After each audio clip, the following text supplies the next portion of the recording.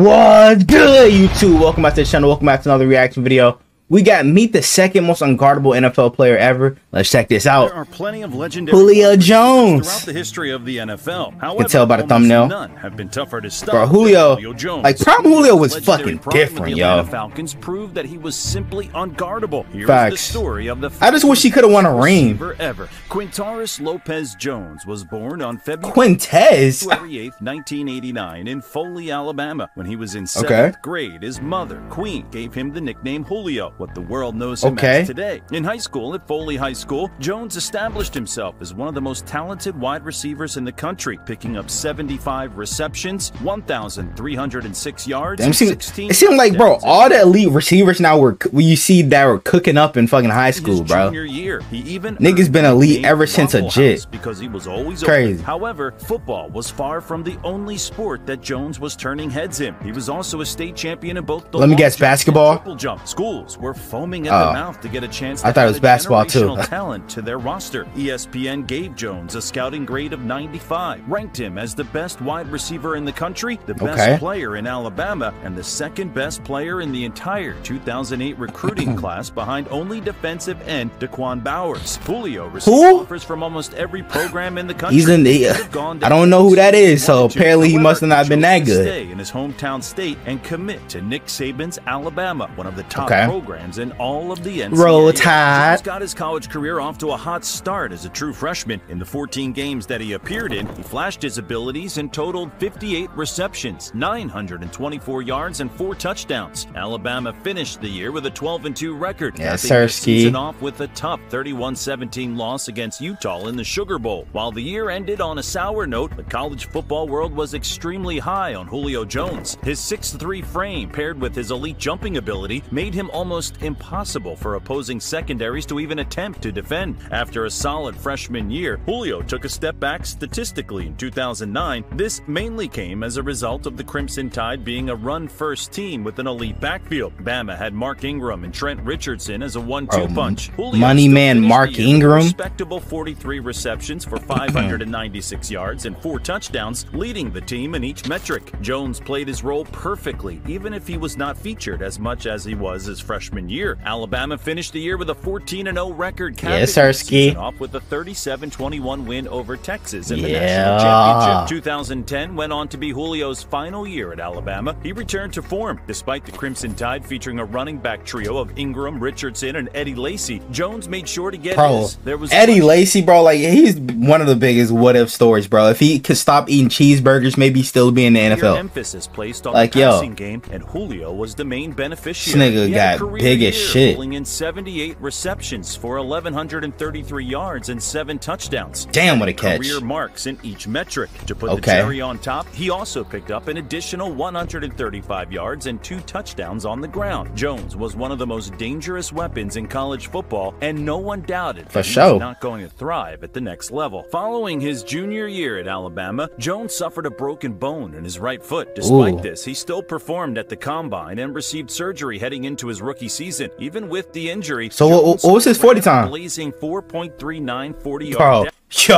Yo, nah, bro. This nigga needs to be fucking tested. Bro, what do you mean you have a broken bone in your foot and you're still running a 4.3? Oh, bro, if he didn't have that broken bone, this nigga might have shattered the fucking 40-yard record, bro. Like, come on, this nigga probably would have ran like a 4.2, 4.1 or some shit. Yo, nah, this nigga Julio was built in a lab. He did not do much to hurt his draft stock either, as the Atlanta Falcons traded Julio was just built different. Select him with the 6th overall pick of the 2011 NFL Draft. The deal. Wait, was that JJ Watt in the front row? Overall pick of the. Let's look at this. Let's look at this. Okay, so we got JJ Watt. Was this Todd Gurley? Got Cam Newton, Von Miller. Is that? I was about to say Kirk Benkirk. It looked like him because Julio over here. You got Randall Cobb. Let's see. You got Shannon Sharp in the back over here. Mark Ingram. I don't know everybody else. Oh wait, this AJ Green. Yeah, I think it's AJ Green right here. This stupid ass nigga Roger Goodell. 2011 NFL Draft. The deal sent Atlanta's 2011 first, second, and fourth round picks, along with their 2012 first and fourth round picks to the Browns, and in return, the Falcons received their cornerstone wide receiver to pair up with their franchise Matt Ryan. In his Matty season, Ice. Jones had a very solid year. He joined a Falcons team that was loaded with elite Tony pass guys, Gonzalez. Tony Gonzalez and Roddy White. Along with this, he was forced to miss 2 games with hamstring injuries that kept him from having a 1,000-yard season. He finished the year with 54 catches for 959 yards and 8 touchdowns. Atlanta finished the regular season with a 10-6 record and clinched a postseason berth. However, Julio's playoff debut did not go as planned. What The happened? Falcons were demolished by the Giants. Jones pulled in a team-high 7 passes for 64 yards. However, Atlanta could not get things going against their eventual Super Bowl winning opponent. Real quick, we welcome you to join the Halftime family. If you like watching videos of the NFL's best players and rising talents, don't miss out on all the latest, greatest, and legendary stories our channel is producing. Back at it. In the following year, 2012, imagine getting Julio head top Jones like that. far surpassed the 1,000-yard mark for the first time in his career. In this season, Jones was able to suit up in all 16 games, and he proved himself as one of the most promising young wide receivers that the league had to offer. He finished his 2012 campaign with 79 receptions for 1,198 yards and 10 touchdowns. Despite being only 23 years old, Julio was already proving to be a player that was simply unguardable. Oh my gosh, what a catch. First Pro Bowl appearance of his career. After posting a 13-3 record in the regular season, the Falcons made a return to the playoffs. Things went much better for them this time around, taking down the Seattle Seahawks by a final score of 30-28 in a divisional round nail-biter. However, in the NFC Championship, they were on the wrong side of a close game, falling to the San Francisco 49ers 28-24. Despite the loss, Jones had an incredible game. Was this when we beat the Niners in the Super Bowl that year? For 182 yards and 2 touchdowns. He did everything he could to earn the franchise their second Super Bowl appearance. However, they came up just short. Coming off of the first Pro Bowl season of his career and Jones establishing himself as an elite Against talent in the Jair. playoffs, he had a significant setback in the 2013 season. In What Week happened? 5, he suffered a pedal foot fracture against the Jets that kept him sidelined for the entirety of the year. Despite the massive injury in 2013, Jones was back better than ever when he made a return in the 2014 season. He finished the regular season with 1,593 yards and 6 touchdowns on 103 receptions. He earned a return to the Pro Bowl. However, the Falcons failed to make the playoffs. In the following season, Jones proved that he was one of the most unguardable wide receivers in NFL history and had one of the best seasons ever from a player at the position. He finished the season with 136 receptions, 1,871 yards, and 8 touchdowns, leading the league in both receptions and receiving yards. Along with this, he led all receivers in yards per game with 116.9. This was a historic season for Jones, currently standing as the 3rd most receiving yards from a player in a single season. This elite season landed him another Pro Bowl selection. Bro, what a catch, bro. Yo, like this is insane how a human being can make this type of catch. I don't even think Julio was human, bro.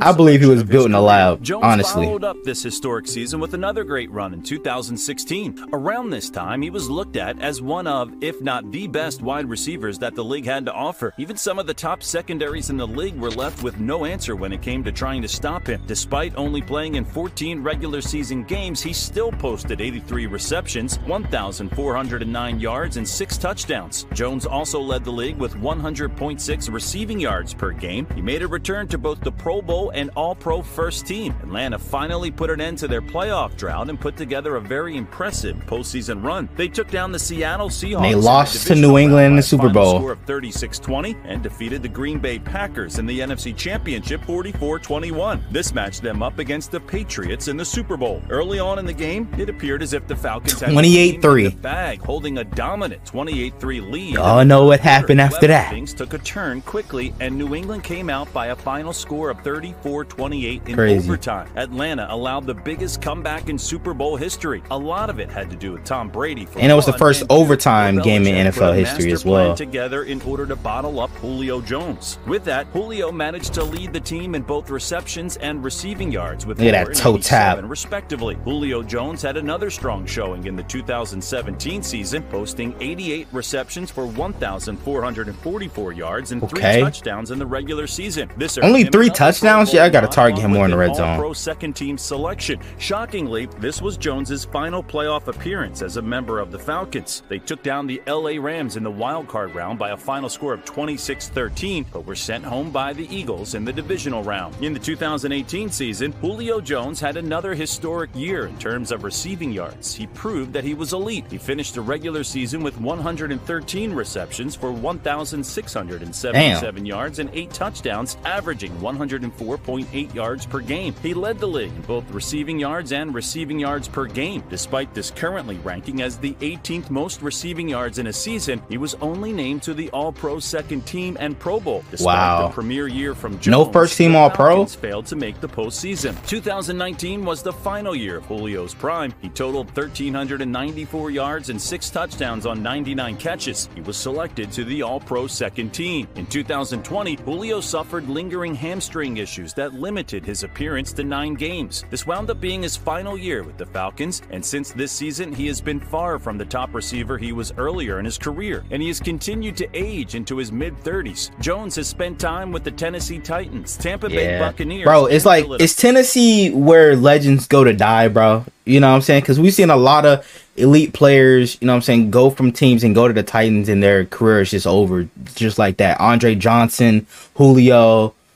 I wouldn't say D-Hop just yet because he had a great season last year, but, you know, who knows, man? Jones will go down as one of the most talented and unguardable wide receivers of all time. Heading into the 2024 season, he has racked up 7 Pro Bowl appearances, 2 All-Pro First Team nominations, 3 All-Pro Second Team nominations, and was named to the Hall of Fame 2010s team. He currently sits at 914 receptions, 13,703 receiving yards, and 66 receiving touchdowns. Jones ranks 24th all-time in career receptions, 16th in receiving yards, and 61st in receiving touchdowns. In his prime, Jones was one of the most unstoppable talents at wide receiver. While his immense amount of talent was never enough to bring the Falcons a Super Bowl, it sure was exciting to watch one of the most unguardable receivers ever purely dominate. Is Julio Jones a first ballot Hall of Famer? For sure. What's your favorite Julio memory? Share your thoughts in the comments. Don't forget to join the family, and thank you for watching the Halftime Show. See you in the next one.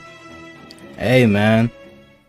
Hey, Julio is definitely a future Hall of Famer, bro. You know what I'm saying? If not next year, then like like in the next couple of years or so. But I want to know what you guys think though down in the comments below. Hope you guys enjoy video. Guys, like, comment, subscribe to the channel if you're new. Turn on post notifications, get notified whenever I drop another banger video. We're on the road to 500 subs. Let me get there for more banger NFL reactions like this. So without further ado, I'm out. Gang.